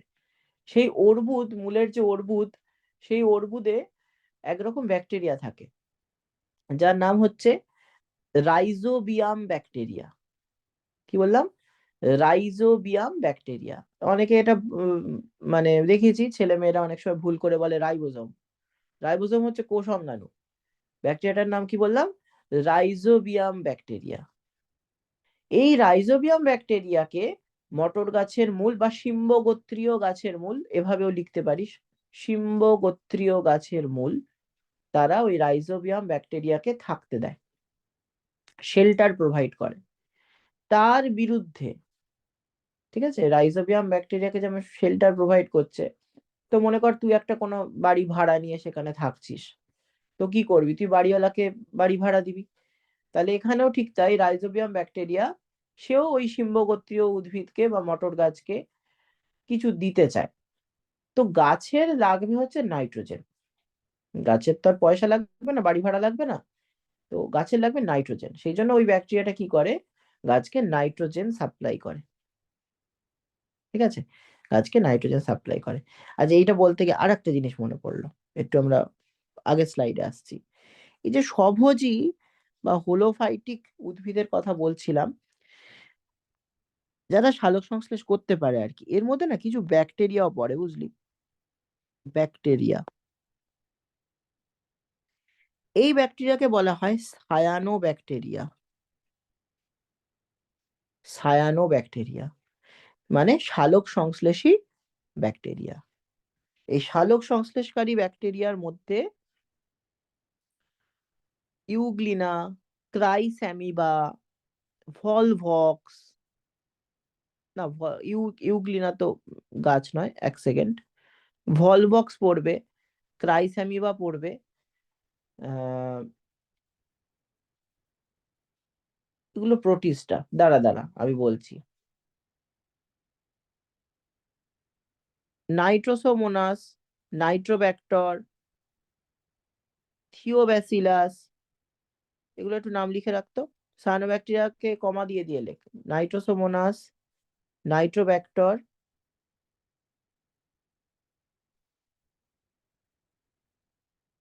থিওব্যাসিলাস, ইউগ্লিনা,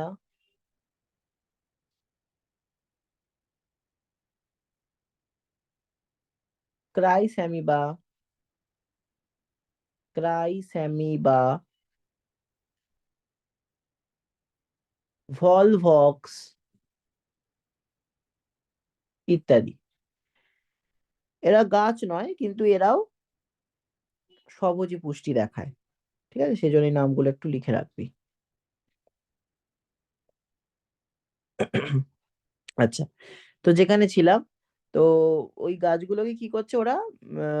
লেগুমিনাস গাছ বা শিম্বগোত্রীয় গাছ, সেই শিম্বগোত্রীয় গাছকে রাইজোবিয়াম বলে ব্যাকটেরিয়াটা নাইট্রোজেন সাপ্লাই করছে, তার পরিবর্তে সে থাকতে দিচ্ছে। তো রাইজোবিয়াম কিন্তু অন্য কোনো গাছের মূলে গিয়ে থাকতে পারবে না, শিম্বগোত্রীয় গাছের মূলেই থাকতে হবে। সেই জন্য এটা বাধ্যতামূলক। ঠিক আছে, সেই জন্য এটা বাধ্যতামূলক। আচ্ছা, এবার অবাধ্যতামূলকে আয়। এটা খুব ইজি, খুব ইজি, একদম ছোটবেলায় তোরা পড়েছিস। গরুর পিঠের ওপর দেখবি শালিক পাখি বসে থাকে বা বক বসে থাকে। ওরা কি করে, গরুর পিঠের ওপর বসে ওই গরুর পিঠে যে লোম আছে সেখানে কিছু পরজীবী আছে, ঠিক আছে, পরজীবী।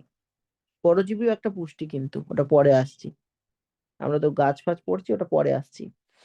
তো ওই পরজীবীরা মানে ধর উকুন জাতীয় কিছু, তারা গরুর পিঠ থেকে রক্ত খায়। এবং ওই শালিক পাখিরা বসে কি করে বা বক বসে কি করে, ওই পরজীবী গুলোকে খেয়ে নেয়।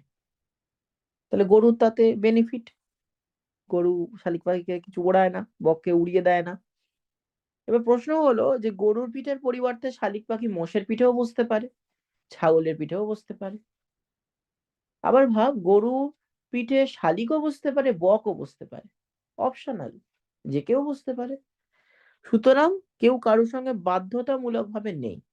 আমি উদাহরণ লেখাচ্ছি না, এটা সব থেকে সহজ।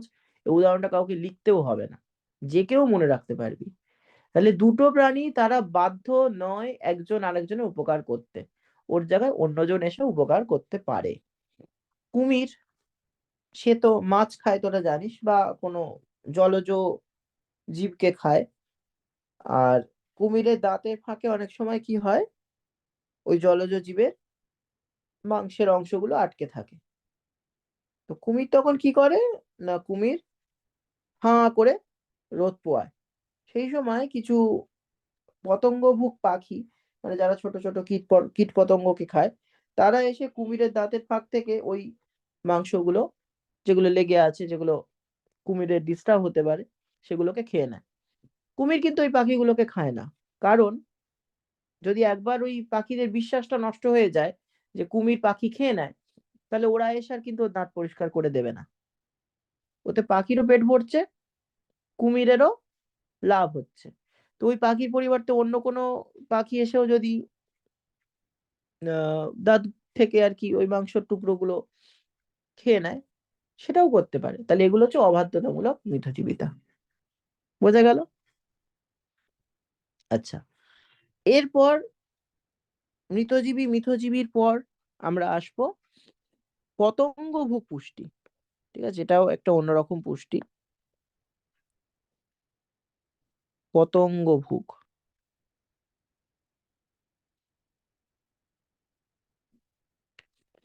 পতঙ্গভোগ পুষ্টি সাধারণত আমরা যে গাছগুলোয় দেখি, সূর্য শিশির এবং কলসপত্রী, সূর্য শিশির এবং কলসপত্রী, এই গাছগুলোর মূল আছে, যেটা অন্য গাছের থাকে। কিন্তু তাছাড়াও সে কি করে, নাইট্রোজেনের ঘাটতি মেটানোর জন্য পতঙ্গকে খায়।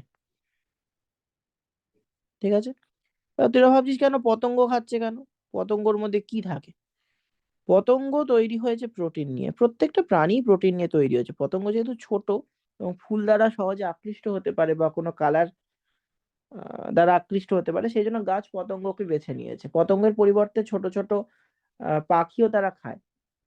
ঠিক আছে, ছোট ছোট পাখিও তারা খায়, খুব ছোট ব্যাঙ, তাকেও তারা খায়, মানে খাদ্য হিসেবে নেয়। তাহলে পতঙ্গভুক গাছ মানে শুধুই যে পতঙ্গভুক তা নয়, পতঙ্গের মতো ছোট কোনো জিনিসও তারা নিতে পারে খাদ্য হিসেবে। এই প্রোটিনের মধ্যে থাকে অ্যামাইনো অ্যাসিড, অ্যামাইনো অ্যাসিড। আর অ্যামাইনো অ্যাসিডের মধ্যে অ্যামাইনো বলে যে মূলকটা, সেই অ্যামাইনো মূলকের মধ্যে থাকে নাইট্রোজেন। তাহলে দেখ, ওদের নাইট্রোজেনের ঘাটতি পূরণ করার জন্য যদি কোনো প্রাণীকে খাদ্য হিসেবে গ্রহণ করে একটা গাছ, তাহলে নাইট্রোজেনের ঘাটতি পূরণ হয়ে যাবে।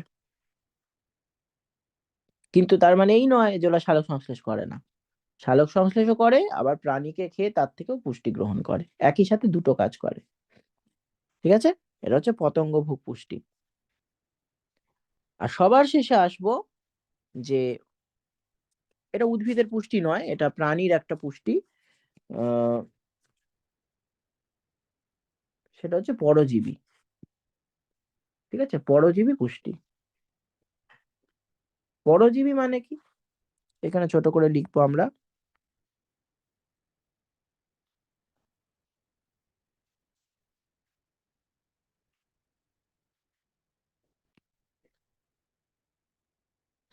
এরা কি করছে, এদের একটা হোস্ট দরকার। হোস্ট, হোস্ট মানে যার দেহে থাকবে। যারা মার্ভেল কমিক্সের সিনেমা দেখিস তারা জানিস ভেনম বলে একটা ক্যারেক্টার আছে, একটা অদ্ভুত রকম এলিয়ান, যে সাধারণ অবস্থায় দলা পাকানো একটা পিচের, রাস্তায় পিচ করে ওই রকম দেখতে লাগে, তাই না, ওরম দেখতে। কিন্তু সে যখন কোনো বডিতে ঢোকে তখন একটা রাক্ষসের মতো অদ্ভুত একটা গঠন তৈরি হয়। আর তার প্রিয় খাবার হচ্ছে মানুষের মাথা।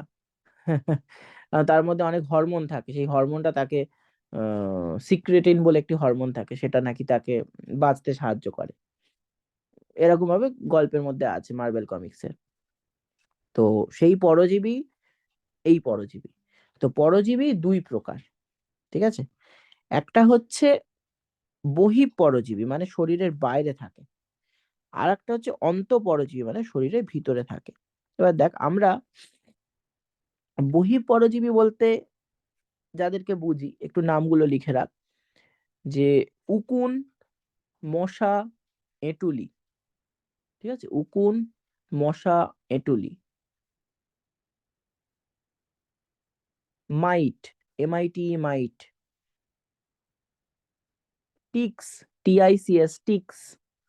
এগুলো হচ্ছে সব বহিঃপরজীবী, ঠিক আছে। বহিঃপরজীবী আমাদের হয়ে গেল।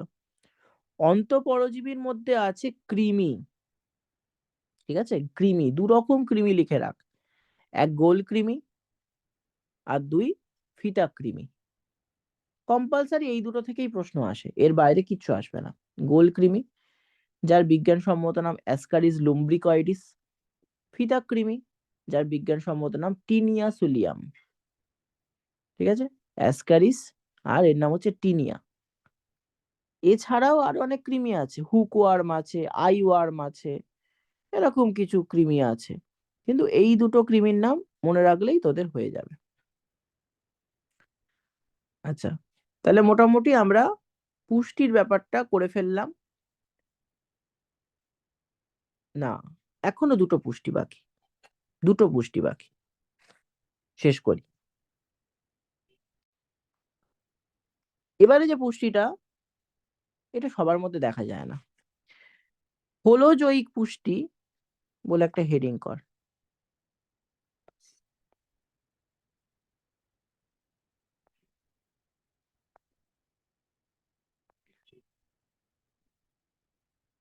যারা সালোক সংশ্লেষ করতে পারে না, মানে কঠিন খাদ্য গ্রহণ করে সরলতম খাদ্য তৈরি করে তার থেকে পুষ্টি পায়, যেমন আমরা আমরা কঠিন খাদ্য গ্রহণ করি, সেখান থেকে সরলতম খাদ্য করি উৎসেচক দ্বারা, মানে ছোট ছোট কণায় ভাঙি, তারপর সেখান থেকে আমরা পুষ্টি পাই। তো এইরকম ধরনের আমাদের মতো যারা আছে তাদেরকে কি বলছে, হোলোজয়িক পুষ্টি। হোলোজয়িক পুষ্টির ছাড়াও আরো দুটো পুষ্টি তোদের পড়তে হবে। কি কি? এক হলো কপ্রোফ্যাগি।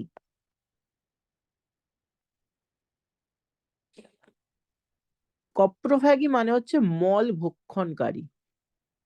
আমি জানি শুনে শুনে তোরা একটু নাক সিটকাচ্ছিস, যে এরকমও কোনো প্রাণী হয় নাকি। হয়, হয়, যারা নিজেদের মল খায়। এবার কেন, এই মানে খাদ্যবস্তু তো পৃথিবীতে অনেক পড়ে আছে, এরকম অদ্ভুত অখাদ্য জিনিস কেন খাবে? প্রথমত গিনিপিগ, ঠিক আছে। গিনিপিগকে তো আমরা অনেকেই জানি ল্যাবরেটরিতে খুব ইউজ হয়। অনেকে বলে না যে, হ্যাঁ আমাকে কি ল্যাবরেটরি গিনিপিগ পেয়েছিস, আমার ওপরই সব এক্সপেরিমেন্ট করছিস। সেই গিনিপিগ, যে গিনিপিগের কথা আমরা জানি, তাদের প্রধান খাদ্য কি? উদ্ভিদ, বিভিন্ন উদ্ভিদের অংশ, ফল, উদ্ভিদ। আর উদ্ভিদের কোষ প্রাচীরে আছে সেলুলোজ। এখন সেই সেলুলোজ ওদের সহজে হজম হয় না। সেলুলোজ হজম হওয়ার জন্য একটা অঙ্গ থাকে, সেই অঙ্গের নাম হচ্ছে সিকাম, ঠিক আছে, যেটা আমাদের অ্যাপেন্ডিক্স হয়ে গেছে। ওদের ক্ষেত্রে সিকাম, কার বলছি? গিনিপিগের কথা বলছি। এই গিনিপিগের সিকাম বা আমাদের অ্যাপেন্ডিক্স, এটা একই অঙ্গ। আমাদের ক্ষেত্রে কাজ করে না, কারণ আমরা অতটা পরিমাণ কাঁচা জিনিস খাই না এবং আমাদের সেলুলোজ প্রয়োজন নেই, সেই জন্য সিকাম আমাদের বিলুপ্ত হয়ে অ্যাপেন্ডিক্স হয়ে গেছে। কিন্তু ওদের প্রয়োজন, ওদেরকে সেলুলোজ খেতে হবে। সেই জন্য ওরা প্রথমে যখন খাবারটা খায় সেলুলোজ হজম হয় না, মলের মাধ্যমে বেরিয়ে যায়, ফার্স্ট মল এটা বেরিয়ে যায়। নেক্সট ওরা কি করে, ওই ফার্স্ট যে খাবারটা অর্ধ কি বলবো অর্ধপাচিত খাবারটা যেটা বেরিয়ে গেল মলের মাধ্যমে, তাকে ওরা খেয়ে নেয়। এখন দেখ, সেকেন্ড বার যখন ওটা খেলো, ওটা তো আর খাদ্য নয়, ওটা তো মল খেলো। তাহলে মল হচ্ছে এমন একটা জিনিস যেটা অখাদ্য, আমরা বুঝি, ওরাও তাই বোঝে, এবং ওটা তখন পৌষ্টিক তন্ত্রে সিকাম বলে যে পার্টটা, সেখানে চলে যায়। সিকামে যাওয়ার পর ওখান থেকে সমস্ত সেলুলোজ হজম হয়ে যায়। তারপর ওটা সেকেন্ড টাইম আবার মল হিসেবে বেরিয়ে যায়। এখন ওই মলটার মধ্যে আর কোনো কোয়ালিটি নেই, খাবারের কোনো গুণ নেই, সেজন্য ওটা আর তারা দ্বিতীয়বার খায় না। গিনিপিগ ছাড়া এরকম আরো দুটো তিনটে প্রাণী আছে, যাদের মধ্যে একটির নাম হচ্ছে ডাং বিটল। ঠিক আছে, ডাং বিটল। আর একটা হচ্ছে মাছি, আমাদের এখানে যে মাছি ঘুরে বেড়ায়, ঠিক আছে, এবং কিছু কিছু ক্ষেত্রে শূকর। ডাং বিটল এবং মাছির নামটা লিখে রাখবি গিনিপিগের সঙ্গে। হলো, এটা হলো ক্যাপ্রোফ্যাগি, মানে মল ভক্ষণকারী। এইবার আয় আর একটা এরম ধরনের স্যার, হ্যাঁ। মাছি কি করে মাছির মল খায়? মাছি তো মানে আমাদের মলের ওপর মাছিরা থাকে। হ্যাঁ, সেই সেই হিসেবেই মাছিকে বললাম, ও নিজের আচ্ছা। মল সব সময় যে খাচ্ছে তা নয়। মানে এদেরকে ক্যাপ্রোফ্যাগির বাংলা হচ্ছে মল ভক্ষণকারী। এবং গিনিপিগ নিজের মল খায়, বাকিরা নিজের মল খায় না। শূকরও তো ও, খায়, শূকর যে হ্যাঁ জায়গায় থাকে দেখবি খুব নোংরা জায়গায় হ্যাঁ, থাকে। নোংরা জায়গায় থাকে। হ্যাঁ, এবার ওই খাদ্য গুণগুলো আমরা ধর যে জিনিসটা আমাদের প্রয়োজন নেই সেটা ওদের প্রয়োজন, সেটা ওরা ওই আমাদের হ্যাঁ, মল থেকে সংগ্রহ করে। গ্রহণ করে নেয়। হ্যাঁ। আচ্ছা, এবারে আসছে স্যাঙ্গুইনিভোরি।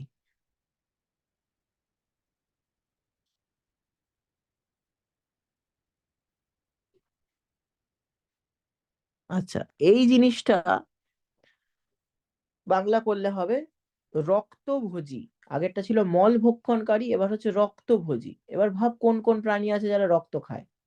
সবার আগে আমার মনে হয় যে জিনিসগুলো তোদের মাথায় আসবে সেটা হচ্ছে জোঁক, মশা, এরা রক্ত খায়।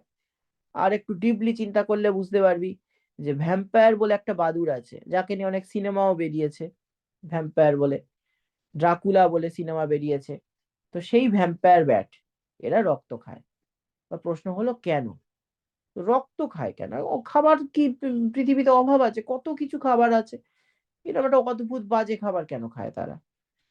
অনেকেই ভাবে ভ্যাম্পায়ার ব্যাটটা হচ্ছে কোনো ভৌতিক ব্যাট, ভৌতিক বাদুড়, কিন্তু ব্যাপারটা তা নয়। ভ্যাম্পায়ার একটা নির্দিষ্ট প্রজাতির বাদুড়, যার পৌষ্টিক তন্ত্র যথেষ্ট অনুন্নত, আমাদের মতো উন্নত নয়। অর্থাৎ আমরা যত রকমের উৎসেচক তৈরি করতে পারি, খাদ্যকে হজম করতে পারি, সেটা ওরা পারে না। সেই জন্য ওদের হজম করা খাবার প্রয়োজন হয়। আমরা যদি আজকে ক্লাসে শুরুটা দেখি, তাহলে পুষ্টি সম্বন্ধে আমরা যখন পড়েছিলাম তখন তার মধ্যে একটা অংশ ছিল শোষণ আর আত্তীকরণ। নিশ্চয়ই মনে পড়বে, আমি হাইলাইটার দিয়ে দাগ করে দিয়েছিলাম। তো এই যে শোষণ এবং আত্তীকরণ, কোথায় শোষিত হয় রে খাবারটা? রক্তে শোষিত হয়। আর রক্ত থেকে কোথায় আত্তীকরণ হয়?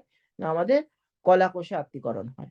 তার মানে যে খাবারটা আমরা রক্তে শোষণ করছি, সেই রক্তটাই যদি কারুর খাদ্য হয়, তাহলে তাকে আলাদাভাবে খাদ্য গ্রহণ করতে হবে না, এবং সে একদম পিওর ফুড পাবে।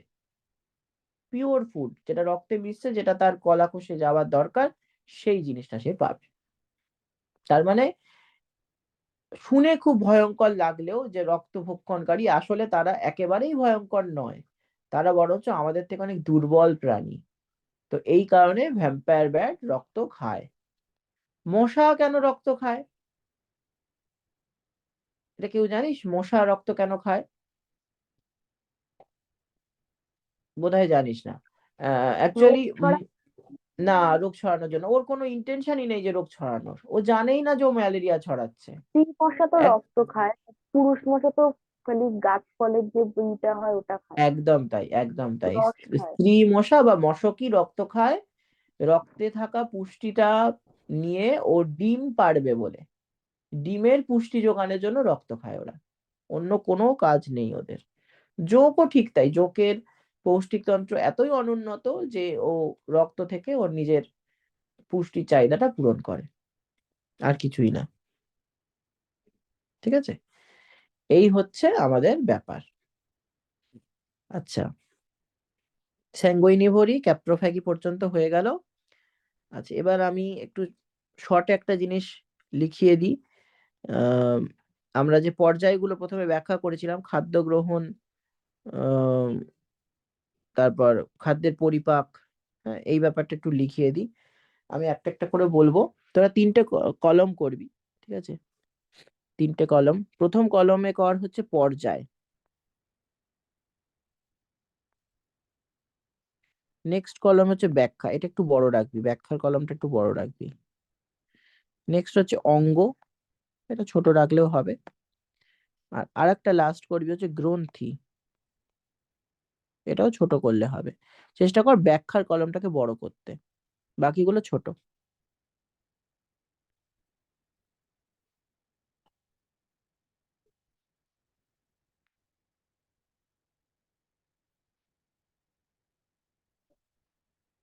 স্যার পর্যায় ব্যাখ্যা আর দুটো কি? অঙ্গ আর গ্রন্থি।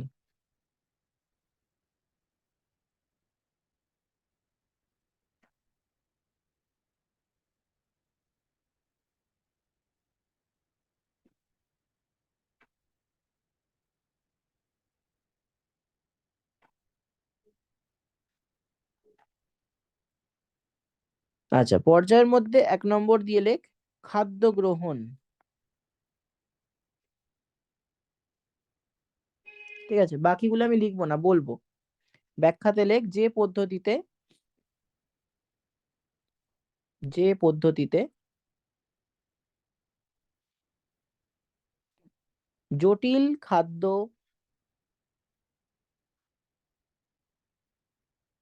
সরল ও তরল খাদ্যে পরিণত হয়ে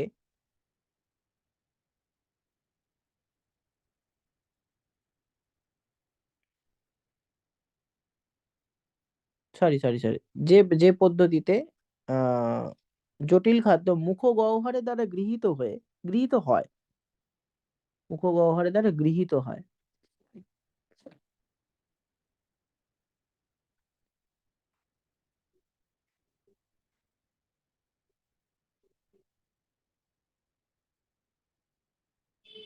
ঠিক আছে, অঙ্গতে লেখ ঠোঁট, দাঁত, জিভ ও প্যালেট।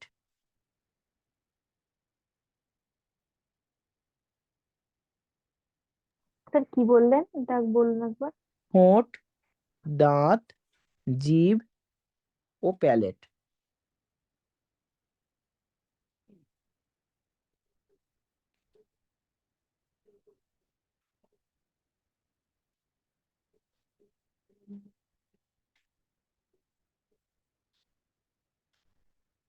আচ্ছা, গ্রন্থিতে লেখ, গ্রন্থিতে কিছু লিখতে হবে না, গ্রন্থিতে এখানে লেখার কিছু নেই।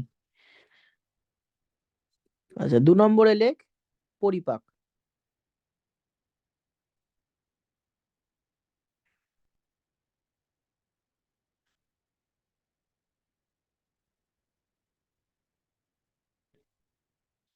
আচ্ছা, পরিপাকের মধ্যে লেখ গৃহীত কঠিন ও জটিল খাদ্য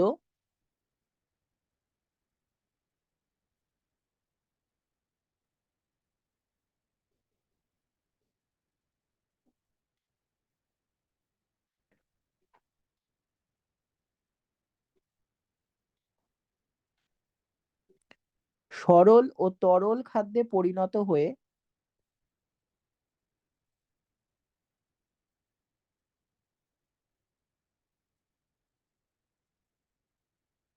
শোষণযোগ্য বস্তুতে পরিবর্তিত হয়।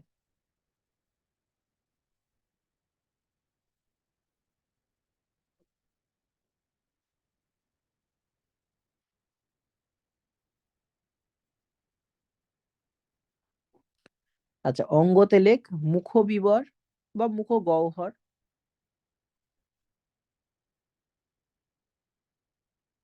পাকস্থলী, ক্ষুদ্রান্ত।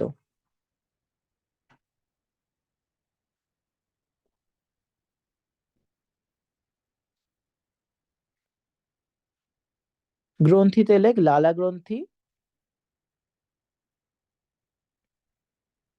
যকৃৎ,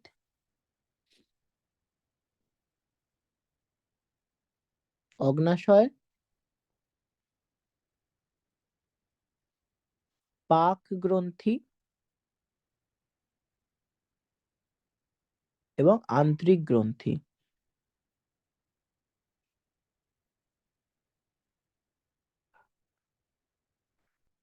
হলো? স্যার গ্রন্থিগুলো আর একবার একটু বলবেন? হ্যাঁ হ্যাঁ, লালা গ্রন্থি। হ্যাঁ। আচ্ছা, লালা গ্রন্থিটা অবলিক দিয়ে লিখতে প্যারোটিড গ্রন্থি। লালা গ্রন্থি, প্যারোটিড গ্রন্থি।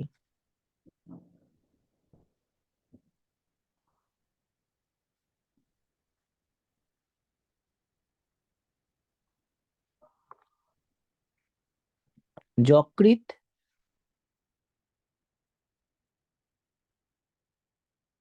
অগ্নাশয়,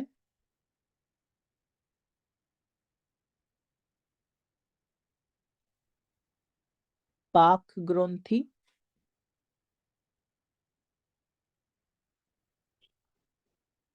আন্ত্রিক গ্রন্থি।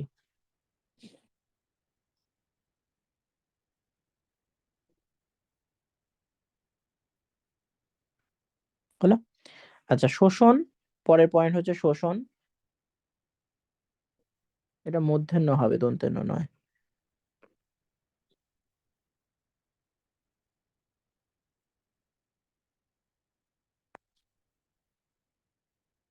হ্যাঁ, ব্যাখ্যায় লেখ তরল ও সরল খাদ্যবস্তু শোষণের মাধ্যমে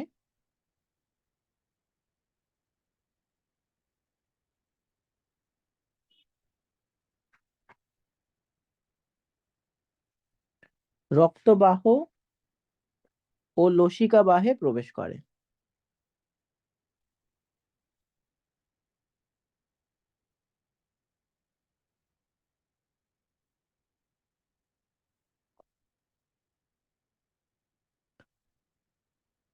আচ্ছা, অঙ্গতে লেখ ক্ষুদ্রান্তের ভিলাই, ক্ষুদ্রান্তের ভিলাই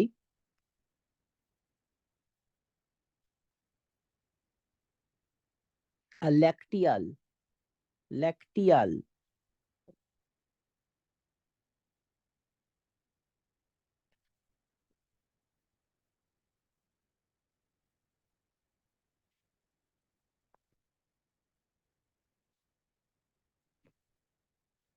নেক্সট হচ্ছে আত্তীকরণ।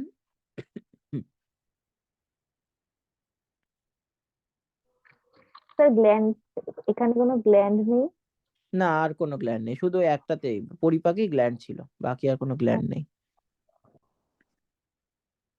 আচ্ছা, আত্তীকরণ এলে শোষিত খাদ্য প্রোটোপ্লাজমে অঙ্গীভূত হয়। শোষিত খাদ্য প্রোটোপ্লাজমে অঙ্গীভূত হয়।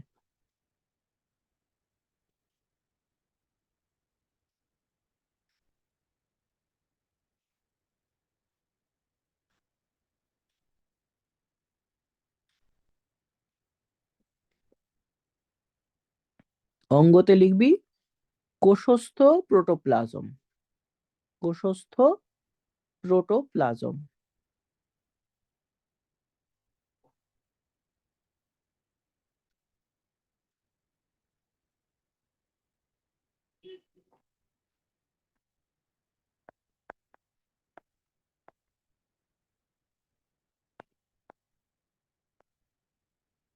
লাস্ট বহিষ্করণ।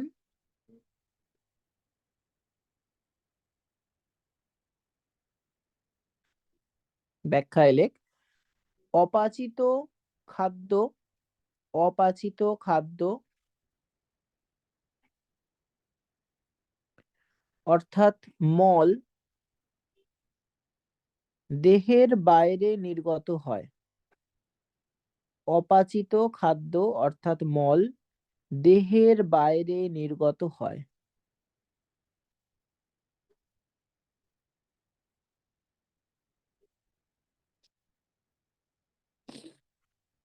আচ্ছা, অঙ্গতে লিখবি মলাশয় আর পায়ুছিদ্র। মলাশয় আর পায়ুছিদ্র।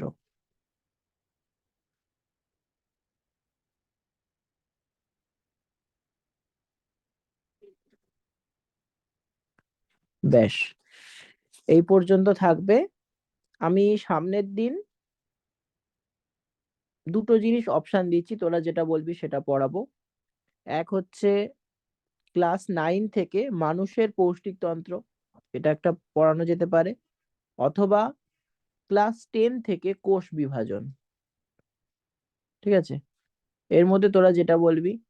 বা যদি বলিস মেন্ডেলের যে চ্যাপ্টারটা আছে মটর গাছের ওই উচ্চতা উচ্চতা ওইসবের যে চ্যাপ্টারটা, সেটাও পড়াতে পারি, স্যার তোরা তাহলে যেটা ওটাই বলবি। পড়ান, ওটাই মেন্ডেলের ওই চ্যাপ্টারটাই, আচ্ছা, ওইটা বেশ ভীষণ টাফ, বেশ, মানে একটু যতবার আপনি ততবার গুলিয়ে যায়। ঠিক আছে। তাহলে নেক্সট হ্যাঁ দিন, হ্যাঁ। আর স্যার, হ্যাঁ, আর বলছি যে স্যার আপনি আজকের যে ক্লাসটা ওটার একটু রেকর্ডিংটা পাঠিয়ে দেবেন, কেন যখন আমি আবার পড়বো তখন আপনার এই কথাগুলো শুনলে আবার ভালো অবশ্যই মনে থাকবে। অবশ্যই। আমি দুটো ক্লাসেরই ইউটিউব ভিডিও করে আমি তোদেরকে পাঠিয়ে দেবো। ঠিক আছে, আচ্ছা মানে স্যার। আজকের ক্লাস আগের দিনের ক্লাস দুটোই আমি ডেট দিয়ে হুম। পাঠিয়ে দেবো।